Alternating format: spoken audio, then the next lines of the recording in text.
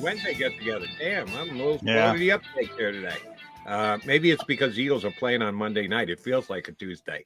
You got the Mac guys, McMullen and McDonald, here with you after a good Tuesday, or at least Jonathan Gannon attempted to make it one yesterday, and talking about the Eagles' 35 points allowed defensive performance on Sunday. Johnny Mac, you buying anything that Jonathan Gannon was selling yesterday? I think it's pretty evident why the Eagles played poorly. They didn't tackle well. I mean, now that I got to watch, they missed 14 tackles, Jody. So, Pro Football Focus, we talk about them a lot. Some people like them, some people hate them, yada, yada, yada. Rank them 32nd out of 32 tackling in week one. That's it. I mean, don't got to go any further. That's the reason. That's the reason. So for all these people talking about scheme and Jonathan, I get it. Everybody, I exaggerate. 50% of this league runs this scheme. All right. The team that's coming in on Monday night runs this scheme. They gave up 7 points to Aaron Rodgers. It's a cliche to talk about execution and technique and fundamentals. But if the Eagles make those 14 tackles, they rout the Detroit Lions. Right. So that's it. I mean, you don't have to go any further. Now, the discussions about Jonathan Gannon, I've had these discussions before. Do you want to be one of the 15 or so teams that run the same scheme? That I will listen to. That I'll have a conversation about.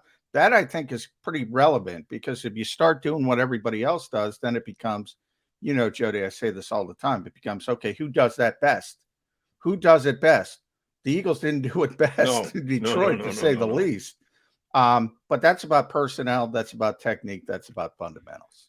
I agree wholeheartedly with your stance, but then you got to take it the next logical step. Why did they tackle so poorly? That's an organizational thing. I mean, that's not. Look, I'm with you.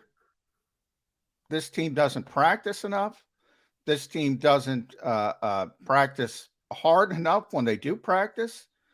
There's a difference between live and non-live. They have a thought process that it's better to get to week one as healthy as possible. I kind of agree with that part of it. But that is out of Jonathan Gannon's hands. And that is out of Nick Sirianni's hands, to be honest. That is not their decision. Now, they have to go up there. Now, if fans expect Jonathan Gannon or Nick Sirianni to say, Howie Roseman is wrong, Jeffrey Lurie is wrong, damn it, we can't continue to do this. I mean, all right, you can have that pipe dream. It ain't going to happen. Right. They got to make the best of their situation. Yeah, but I agree. I mean, they weren't ready to play. And I would say offensively as well. I saw Dan Orlovsky. Now, Dan put out a tweet this morning about, he made you think I made the Lions look like the 85 Bears. He made the Lions look like the 85 Bears. They're not, but they were more ready to play from a conditioning and physical standpoint. They pretty much out-physicaled the Eagles on both sides of the football. And we know from watching Hard Knocks, they go about things a different way. And I think there's something to that. Right. You just said you go along with, buy into, sorry that I don't have your exact phrase, but said that you agree with the Eagles' more is less philosophy in preseason. They did get to the first game with no injuries, save Andre Dillard, who got hurt in practice, and he's a backup guy. He's not a starter. All 22 of their starters and most of their major contributors were healthy and did play in game one, but they played lousy. So you weigh one against the other. You still come out on the side of less is more in preseason? Yeah, just because they weren't hurt after they put up a performance of the worst tackling team in the National Football League week one? Yeah, because if you took off the shackles and told me I can prepare like I want to prepare, I disagree with it. But you can't. So that's collectively bargained. So you're not saying you agree with it. You just say that you would under the current rules, the powers that be. Yeah, under the current rules, I agree with it. If you change the rules back to the old days, yeah, I wouldn't agree with it. Then I'd try to prepare. I try to prepare to be the best team I could be, but you can't. So if those are my two options, I choose getting to week one as healthy as possible. So that part I don't have as much of a problem with. But you have to understand it's baked in that you're essentially playing, like Rob Monty said on the show yesterday. And the Eagles aren't the only team, but there's a number of teams that go in this direction. The Rams are, you know, they do Oh it. yeah. And they looked awful in week one. Um, the Packers do it second year in a row. They've looked awful week one. We all know the famous relax press conference from a couple of years ago with Aaron Rodgers. The Eagles aren't the only team, but if you do it this way, it's going to be a little bit sloppy. The good news for the Eagles, they got to win. So, Right. but they managed to get out of there with a win. Everybody's acting like it's a loss, but it's not. They won the football game. And look, if they miss 14 tackles every week, they're in trouble. They're in trouble. I mean, they're going to be a bad defensive football team if they miss 14 tackles every week. The assumption is they're not going to miss 14 tackles every week. It's going to get better. But I will say this, Jody, and I said this way back in the off season. Nobody cares about the run game until they care about the run game. True. All the time. Very true. And you have all these undersized players. And, I mean, that's going to be an issue against teams that can run the football and want to run the football. Now, the good news is there aren't a lot of those teams. Nobody wants to run the football, typically. They all want to throw it. They certainly want to throw it early in the season, maybe as you get to some bad weather games later in the season, things like that. It'll shift velocity. It always shifts in the playoffs where it becomes important. But, the Hassan Reddicks of the world, the Kaiser Whites of the world, the Chauncey Gardner-Johnsons of the world, they're not real. Hassan Reddick's not a defensive end edge player who can support the run. Kaiser White isn't a typical weak side linebacker who can support the run. Chauncey Gardner's not a strong safety that can get in the box and support the run. Just, keep that in the back of your mind. Yeah, that's that. I think that's very fair because they did get gashed badly on the run. And DeAndre Swift's a nice player. He's an above average NFL running back. He's not number top one. 10.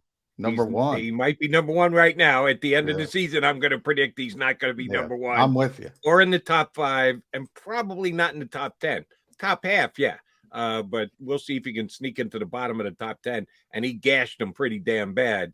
I will once again reiterate, good thing they had the Lions week 1. It was a good thing. The schedule makers did them a favor, because if they put on that tackling performance against a better team, I don't know, like maybe the Minnesota Vikings this week, the result might not be the same as it was. So we didn't know going in that they were going to have this poor performance defensively. They were able to sneak by with a 38-35 win. The other thing that certainly caught my attention, and it almost flew under the radar in yesterday's Gannon press gathering, was, and they discussed all the things and all of them, and how they're going to use the players and what the rotations are going to be like. We discussed it amongst ourselves and with Howie, and the things. And with Howie, he kind of just like snuck that in there under the radar and moved right along for part of a longer answer. And with Howie, does Howie sit in on the defensive meetings, the offensive meetings? How involved is Howie? Did he just sit in the back of the room and keep his head down and just take everything in? Or is he half running these meetings? I know he is a major mover and shaker within this organization, but should he really be part of the week in, week out meetings with the coaching staff dictating who is or isn't on the field, what plays are or aren't being called? Well, a couple things. This is not the first time the Eagles have let you in on that. All three, Jonathan Gannon, Shane Steichen, and Nick Sirianni, have mentioned this at times. Howie's not involved with plays or anything like that, but he's very, very involved with the roster, and including the game day roster. And, when Doug Peterson was here, I've been confirmed. I mean, he chose the game day roster, not Doug. I believe it's the same thing now. I haven't been able to get confirmation, but I would be shocked if it's not by the way the Eagles talk. So he's the guy setting the roster on a week-to-week basis, which I don't agree with. I've never agreed with. I think he should completely get out of the way once the regular season starts. But once the game starts, he doesn't get involved with. He's not involved with play calling or things like that. Now, leading up to the game, might Jonathan Gannon get a meeting and say, "Look, we got to get Jordan Davis on the field"? Yeah, that might happen. That's probably not a bad thing either, to be honest. So Howie is very involved when it comes to roster decisions. And I would argue too much involved. But he's not the only GM that does that. There are a number of them who do it. I never agree with it. It should be the coaches' ball, so to speak, on game day. And if they want a certain player active and you want somebody else, you should defer to the coach. I don't know if that happens. It should happen. I don't believe it happens. Right. And I've kind of been outspoken about this because in another sport, baseball, my father was a former major league general manager, and he had his way of believing that things should run in a specific way. And as a matter of fact, was once told his services were no longer needed because he didn't agree with how the organization wanted to handle certain decisions that he felt were the things that he was hired to do. And they say, well, if you can't do this, well, then we're going to not allow you to do anything anymore. So he got a year's salary to walk away and say that he retired, when in actuality, he was fired. You hire people to do jobs, and then you let them do them. If Howie Roseman hires the coaching staff, he and Jeff Flory together, but much on Howie, then you let the coaching staff do their job. You put them in place, and you let them do the job. It'd be like Howie every single day sharing an office with Jeff Flory. And he's on the phone with other teams' general managers and his scouts and checking other teams' practice squads. And the owner said, put that on speaker so I can hear that too. You think Howie would like to do his job that way with Jeff sitting in the office with him? No, but he's like, going to turn around and sit in on the meetings with the coaches, really? It's like every week. You see it in Dallas every week. Jerry Jones has a press conference every week. He does a hit on a local radio station down there every week. He's the guy saying, "Oh, we're not going to put Dak Prescott on injured reserve. He's going to be out 3 to 4 weeks." I mean, yeah, that would be difficult. And Howie wouldn't like that. And you're right. Howie should probably recognize he wouldn't like that and let the people hired to do their job. But yeah, that's not the first time Jonathan Gannon has said that. Not the first time Shane Steichen has alluded to Howie being in meetings and decisions on playing time, and Nick Sirianni as well. So he's very involved. Shouldn't be, in my estimation, when the regular season starts. I think Howie's done a nice job in putting this roster together and should get a lot of credit for it. I even like the pickup that he made yesterday. You and I kind of debated about JPP and would they get a veteran guy or a younger guy. They decided to go the younger guy route. I'm perfectly fine with that. I just said I'd investigate a guy like JPP because he was worth taking a look at. If their evaluation is he's got nothing left in the tank and it's close between the two guys, you want to choose a younger guy, second-year player from Florida State to pick off the Vikings practice squad, which, oh, by the way, you get that little added. And I oftentimes think this is overstated. Oh, my God. Is it overstated this week? I laughed out loud when people said, because they went, where we're going, Jody. Yeah, the Eagles are going to get intel on the Minnesota defense because of Janarius Robinson being here. They run the exact same stinking defense. And I mean the exact same stinking defense. Vic Fangio, Ed Donatello's the new defensive coordinator in Minnesota. He was with Fangio for years. And his key guy is right-hand man in Denver. They were together, I believe, in Green Bay as well. Yeah, I mean, I'm sorry, Ed was in Green Bay, but they run the exact same defense the Eagles do, the exact same defense. And you're good. That's why I brought it up. And when people saying scheme. And by the way, Janarius Robinson's second-year player. Maybe he can give you something. Daniil Hunter likes doing this. Zadarius Smith likes doing this.